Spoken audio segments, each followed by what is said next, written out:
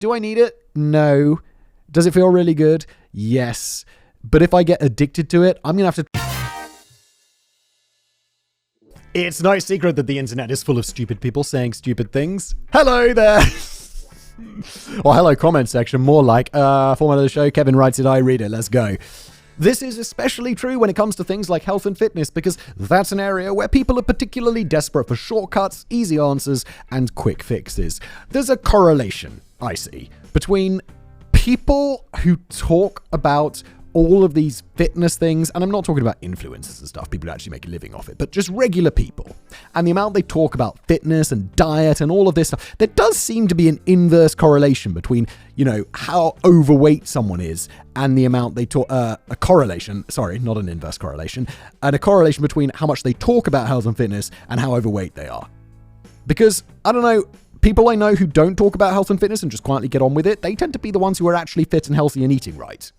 Maybe it's just me and people I know, but whatever. When I started college back in 2000, I had access to a real gym for the first time, since I sure as hell wasn't going to walk up to some random swole gym bro and start asking them moronic beginner questions. I instead took to the internet to find out what I should be doing in terms of diet and exercise. 2 years ago, I hired a personal trainer who I've seen every week, twice a week, or 3 times a week since then. It made an enormous difference to my health. I gained weight, but in the good kind of muscly weight, so I'm less skinny, I eat right, all of this stuff, and I'm just getting that low body fat percentage, getting my core strength good. Made a huge difference. Just because I just need someone to tell me what to do.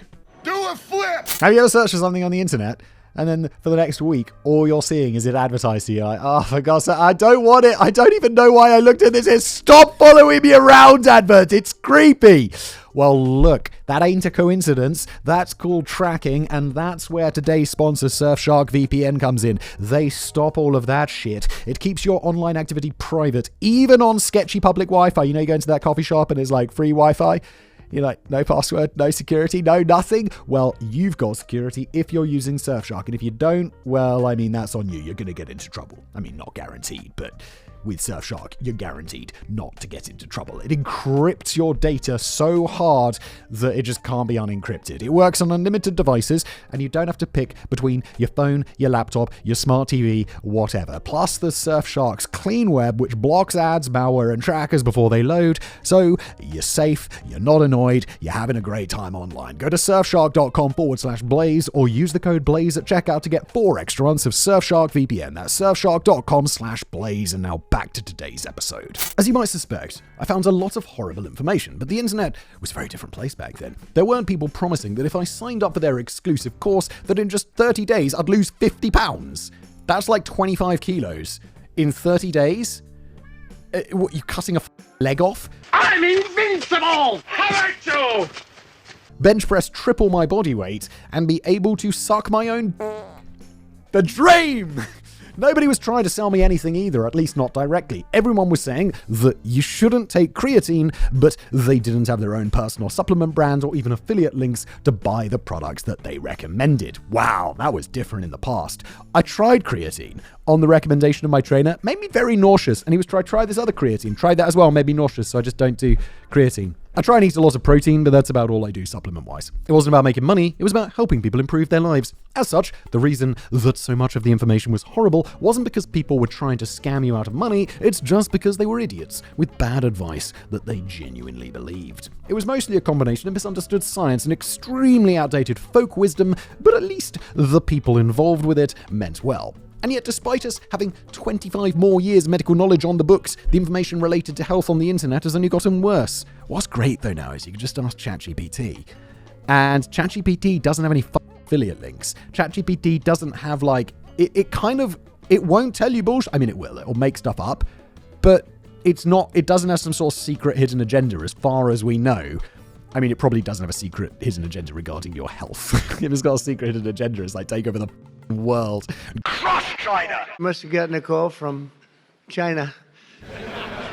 This is due in great part to the greater monetization of internet content. Instead of people telling you things they incorrectly believe to be true because they wanted to help, now we have a bunch of wellness influencers telling people things they know to be false because there's money to be made. One thing I can recommend that I'm not getting paid to recommend this. I just bought it because I wanted to track my sleep and my body temperature a bit better because I was getting real sweaty in the night.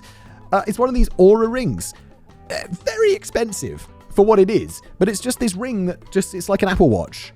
But then you don't have to wear an Apple Watch, and it just keeps an eye on you. You charge it like once a week, and it tells you how well you sleep. It tells you your pulse and your heart rate. It knew I was getting sick. Like, I had a cold a few days ago, and it was like, bro, you getting a cold? And I was like, maybe. I kind of feel that. And it was completely right. And then the next day, I'm like, ugh. It's cool. I'm not getting paid. Just a hell, yeah, like from the early days of the internet. I was there, Gandalf. I was there 3,000 years ago. There is no limit to the lies that these wellness influencers will tell you to peddle their wares, or in some cases, just for the sake of wanton misinformation. So let's dive into some of the most outrageous claims being made by wellness influencers as they seek that sweet, sweet AdSense money or sponsorship money. I turned out a bunch of the number of health companies and stuff. They're like, oh yeah, no, there's this pill. It's called Brain Boost 6000. And I look into it and I'm like, so it just contains some non-sciencey proved things. I'm just like, nah, that's not for me. That's not for me. I definitely promote some stuff. I have the athletic greens, which I've had forever. I kind of just, I don't know, feels like a part of my routine. But the pills that say they're going to make you smart, I mean, no. Blue light is dangerous. I am very much a night person, which has a lot of disadvantages. And worst of all, for those of us whose circadian rhythms are effectively backward, there's no real cure. Through strict adherence to a number of lifestyle changes, we can force our bodies into a normal schedule, but if I left it to my own devices, it will always revert back. Wow. I'm glad I don't have this. I go to bed at 9. I wake up at 5. I love that. I have those quiet couple of hours in the morning before my kids get up. Go to bed nice and early. It's nice. It's nice. I like this. Even when my kids get older, I think I'm still going to go to bed at 9. I just like it. I'm an old man. I thought maybe things would be resolved if I moved to Japan or Australia, since I'm basically on the same sleep schedule as them already. Unfortunately, it turns out that my brain just hates me, so it would quickly adjust to the new time zone and I'd find myself awake all night again. As a result, one of my greatest enemies in this world is blue light. Blue light has a profound impact on the body, causing people to become more alert, better at performing cognitive tasks, and generally just boosting your mood. Wait, I thought it was the opposite, that we're not supposed to look at blue light because it stops us from going to sleep. Wasn't I looking at... weren't people trying to sponsor me for blue light filter glasses? Unfortunately for us night owls, it also suppresses melatonin production, making it difficult to sleep. Okay, so maybe it is the same thing.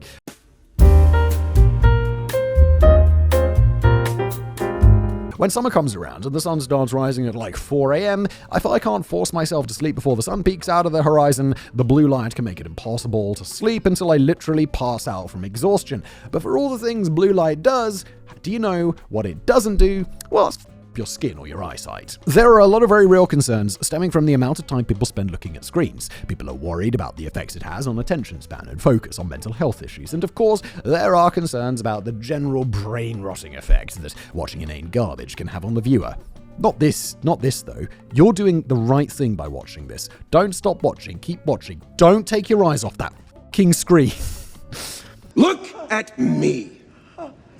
These are all valid concerns. And after seeing skibbity toilet trading cards at Target, what the fuck is that?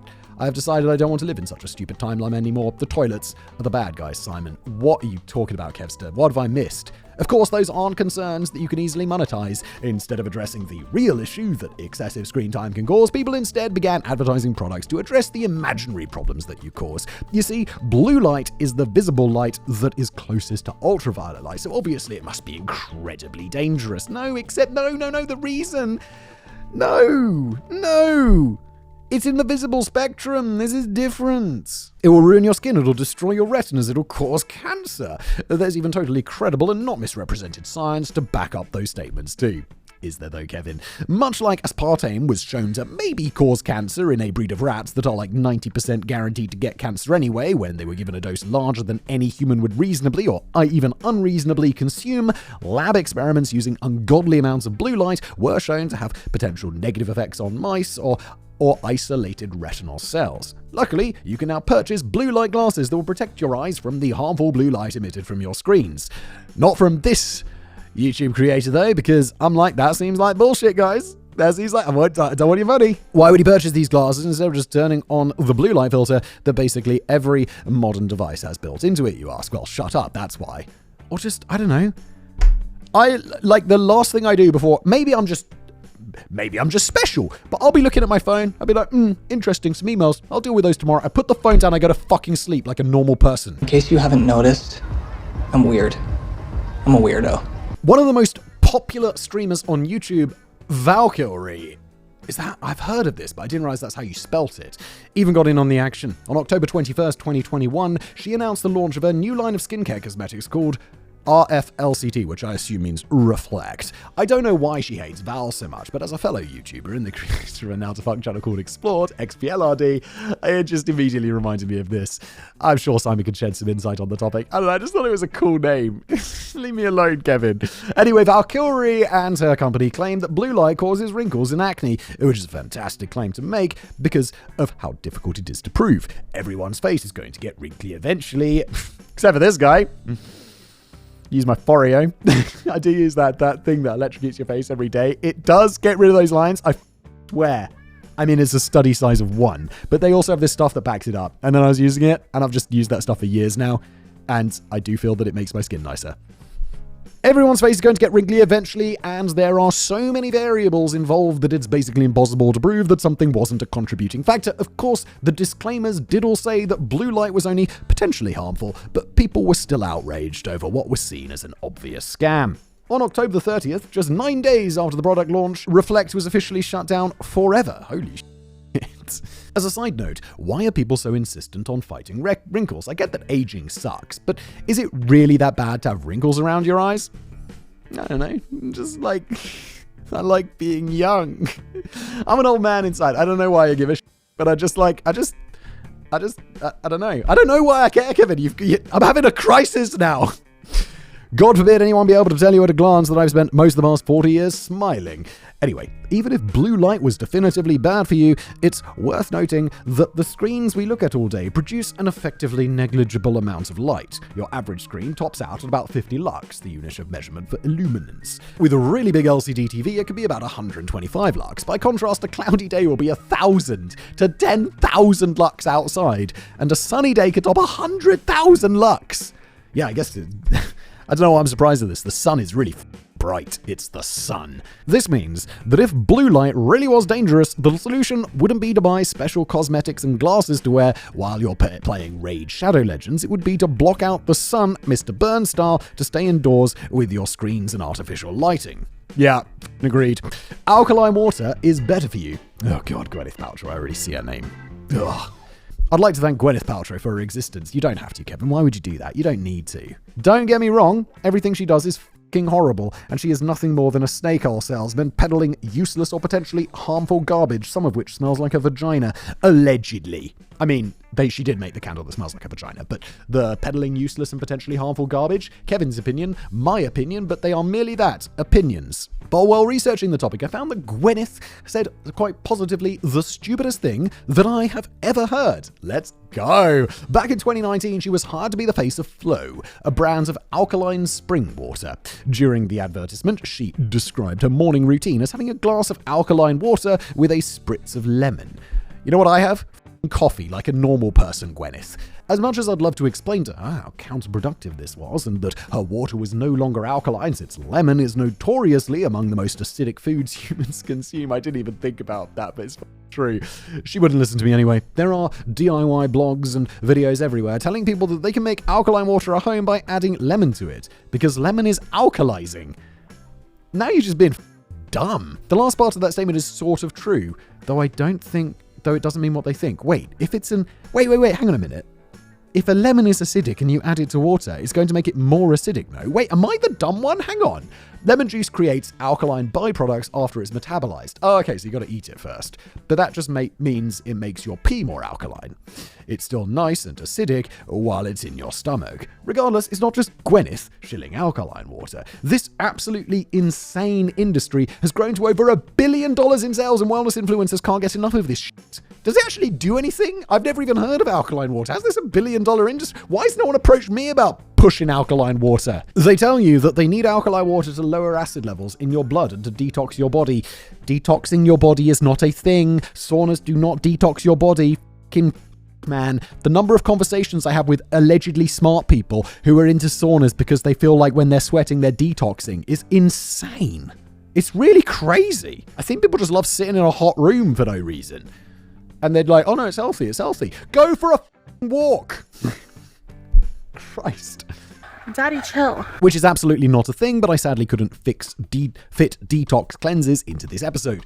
To be clear, the pH of your blood is very strictly regulated. It is always between 7.35 and 7.45, and if it leaves that range, you can die. Not that sipping alkaline water into your stomach full of hydrochloric acid is going to change the pH level of your bloodstream. Anyway, proponents of alkaline water also believe it can improve bone health, enhance metabolism and weight loss, provide better hydration than regular water, prevent cancer and heart disease, and that it contains powerful anti-aging properties. Why not just say that it makes your huge while we're at it? My huge whopping penis is right here, and I'm not afraid to use it.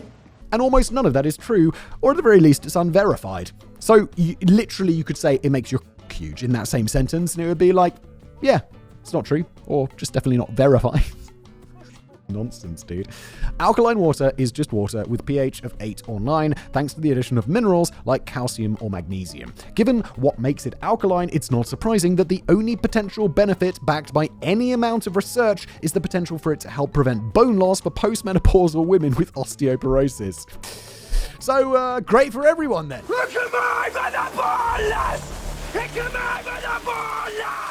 However, the same thing can be accomplished by eating a couple of Tums every day, since they're also largely made of calcium. I don't know what the Tum is.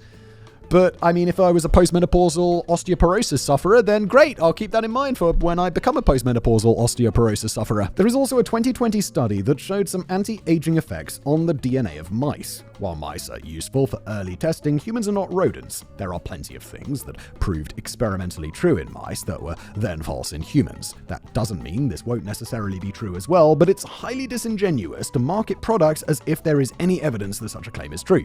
On the bright side, while alkaline water doesn't offer any meaningful benefits, it is perfectly safe to drink. It's a colossal waste of money, since the only potential tangible benefit can also be achieved by calcium-rich antacids for much cheaper, but I mean, you do you. Unless you want to add lemon juice to your alkaline water, that level of stupidity is unforgivable. You should tape your mouth shut at night. That sounds really dangerous. You've got 2 breathing holes. Don't tape one of them shut.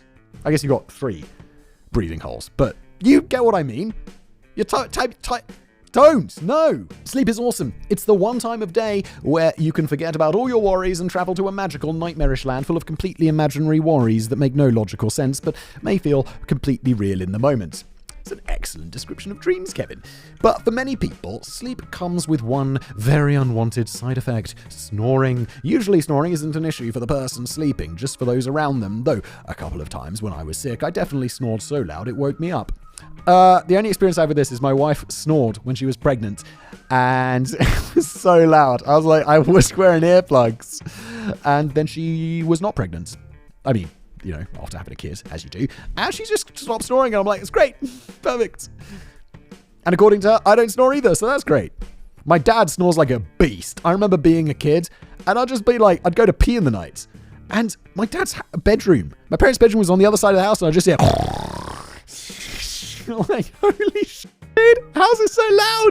I can feel it in the body of the house. But what if there was a simple way to solve this problem while also recreating the experience of being kidnapped and held for ransom? There is a way to solve this problem. My dad stopped snoring because he I don't know how much I want to get into his personal life. He uses it's not that simple. He uses a CPAP machine, you know, one of those breathing devices that helps you breathe in the night because you keep stop breathing because I don't even know. But apparently that just stops him snoring. So my mum's quite happy about that. According to wellness influencers, the solution is simply to tape your mouth shut at night. By taping your mouth shut, it will force you to breathe through your nose, thus alleviating a whole host of problems. According to various influencers across the internet, mouth taping can help with snoring, bad breath, cavities, asthma, sleep apnea, and ADHD for some reason. Of course it can. But they're not even selling anything. It's just tape. What reason do we have to lie? There are even claims that mouth taping while exercising can improve athletic performance. Unsurprisingly, there's very little research on this topic. These claims just started appearing out of nowhere, and before that, there was no reason for anyone to have studied this. I mean, why would you? Who the hell's going to tape their mouth shut before bed? That said, some of the research has been positive, although in extremely small sample sizes, like 20 people. Before anyone decides they want to try this at home, please do not. I should specify that you're supposed to use a type of porous medical tape that you can find at the local pharmacy. Absolutely do not use duct tape, masking tape, electrical tape, or scotch tape. Also, the mouth is supposed to be taped top to bottom, not horizontally. And really, if you're not covering your whole mouth with duct tape like you're being held hostage, what's even the point? According to the very, very limited research available on the matter, however, mouth taping did show a 50% reduction in snoring in subjects with mild sleep apnea. I imagine that machine, the CPAP machine, which is for sleep apnea, will do better than that. Well, not completely unrelated research, not involving tape, did show that people who breathe through their mouths at night are more likely to have bad breath. No research has been conducted on whether or not mouth taping will help them. Wow, with the mouth open leads to worse breath? I'd imagine, I sometimes feel like if I'm sleeping with my mouth closed, so it's like, ooh. And I don't think I have bad breath. Like, I don't know. I have enough people in my life who'd just be frank with me. I'd be like, bruh. Mara told me the other day, your feet smell. And I was like, what? I just had a shower. And she's like, yeah, they smell. And I'm like, I wonder why. And then I realized it was my slippers. My slippers smelled. And I was putting them on after I showered. And then they made my feet smell. And so I washed my slippers, problem solved. Smells like ass. Of course, there are other less extreme solutions. If you have a problem with snoring, rather than taping your mouth shut, you can use an adhesive nasal strip to open your nose further. This similarly encourages your body to breathe through the nose without blocking one of your airways. I've tried this. It is really nice. It's one of those things, though, that it's like, do I need it? No. Does it feel really good? Yes. But if I get addicted to it, I'm going to have to travel with those fucking nasal strips for the rest of my life, so I just stopped doing it. Like using the nasal spray, the one that really opens you up your airways, feels so good, but you just get addicted to that. You can also just sleep on your side, as side sleepers experience less snoring. As for bad breath, maybe try brushing your teeth instead of just taping your filthy mouth closed, you animal. It's also worth noting that while research did show some reduction of snoring, taping your mouth shut doesn't automatically make your body only breathe through your nose. Many of the participants experienced mouth puffing when the subjects tried to exhale through their mouths and the air had nowhere to go. It wasn't seen as dangerous, but this, as well as the potential discomfort of the tape, may cause disruptions in sleep. Raw milk is better and safer for you. Bro, it's not. There's a reason that raw milk is illegal. At least it is. I think it's illegal in the UK. It's illegal in a lot of places, right? In the early 1900s, milk was responsible for 25% of all foodborne illnesses in the United States. Right, when it was raw. So obviously we want to go back to that, right? It's like the carnivore people who are like, yeah, just eat meat. Like our caveman ancestors who lived to 30. Sounds like a brilliant idea, chaps. After pasteurization became the standard in the US, that number fell to less than 1%. A 1909 article in the New York Times reported that the introduction of pasteurization immediately cut childhood mortality in half.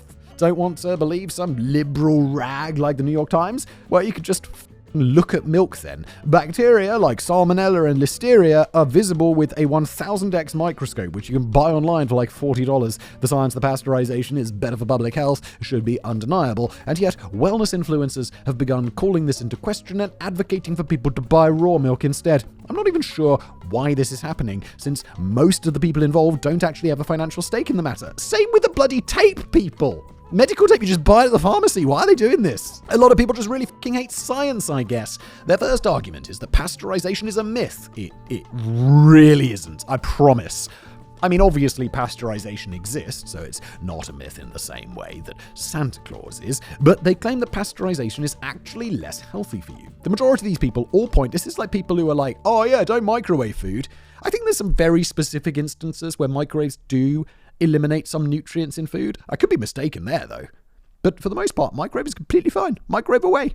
The majority of these people all point to a single research study, which is typically a bad sign. That study looked at the number of outbreaks, hospitalizations, and deaths stemming from raw milk versus pasteurized milk. The research covered cases from both the US and Canada from 2007 through 2020. According to the data, there were more hospitalizations and deaths from pasteurized milk.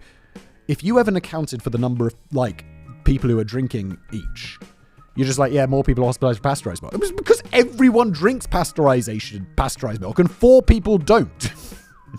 Based on those numbers, the omission of other numbers in the same paper that were seen as inconvenient to their argument, a complete lack of critical thinking, proponents of raw milk declared that it's obviously safer. However, the conclusion of that study was that people still need to be warned about the dangers of raw milk. Why would that be their conclusion if pasteurized milk caused more deaths? As Simon hopefully already pointed out, way more people are drinking pasteurized milk. Yes, it's obvious when you think about it for less than 3 seconds. The numbers of hospitalizations were really close too, with 134 for pasteurized versus 124 for raw milk. So they really just looked at the raw numbers and called it like that. That's insane. Insanely stupid. Based on the estimates I could find, you have about 20 times as many people drinking pasteurized milk, so it should be very concerning that the numbers were that close. Also, the people who drank the raw milk genuinely got lucky that they survived. The other part that these raw milk advocates leave out is that there were 449 confirmed illnesses from raw milk versus only 174 from pasteurized milk. With that many more people sick, it's nothing short of a miracle that fewer wound up hospitalized. Or maybe more of them should have gone to hospital, but the sort of people who drink raw milk are probably the same people who turn to Jesus rather than a doctor when facing a potentially life-threatening illness. Fuck. Amen, Kevin! Even if it's not safer and is in fact much more dangerous, as we've already known for centuries, is there truth to the claims that raw milk is better for you? Well, sort of, but not in a meaningful way. It is true that pasteurization decreases concentrations of nutrients, specifically vitamins B1, B2, B12, C, and folate. But of those, it is only B12 that actually matters. Even with the lower numbers after milk is heated up, pasteurized milk is still a good source of B1 and an excellent source of B2. As for vitamin C and folate, milk was a pretty terrible source of those nutrients to begin with, so decreasing the already insufficient levels of those nutrients doesn't really matter. You will still need to find a new source of B12, but pasteurized milk is fortified with vitamin D, which is only present in raw milk if you drink it full fat. Many people do drink it that way, but for anyone who doesn't, the whole process is kind of a wash as far as nutrients go. And it's not like B12 is hard to find anyway, as it can be found in meat, yogurt, cheese, and eggs. Probably eating those, aren't you? As if anyone could afford those anymore. Did that become... Wait. Meat, yogurt, cheese, and eggs? Did all of that become more expensive? I mean, I know everything becomes more expensive because of inflation, but were those particularly badly hit? Is this some sort of peasant joke that I'm too rich to understand? The other day I found out how cheap eggs were. I was like, holy eggs are really cheap. I think I even mentioned that on a previous Brain Blaze. I was like my trainer. The same dude was telling me like, dude, just eggs are really cheap. And I'm like, no, they're not. He's like, they're this much. I can't remember how much it was. And I'm like, no, they're not. And he showed me, and they were so cheap.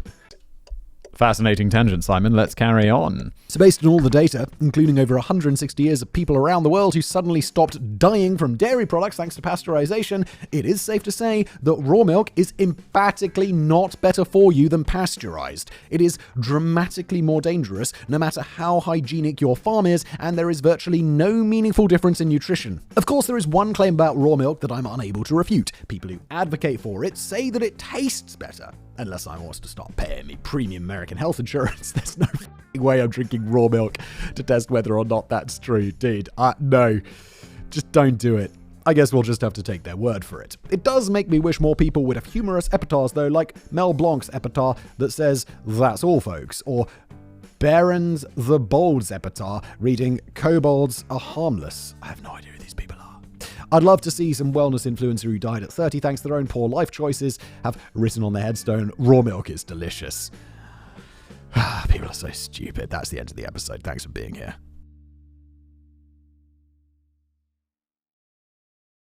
Bench press triple my body weight and be able to suck my own... The dream!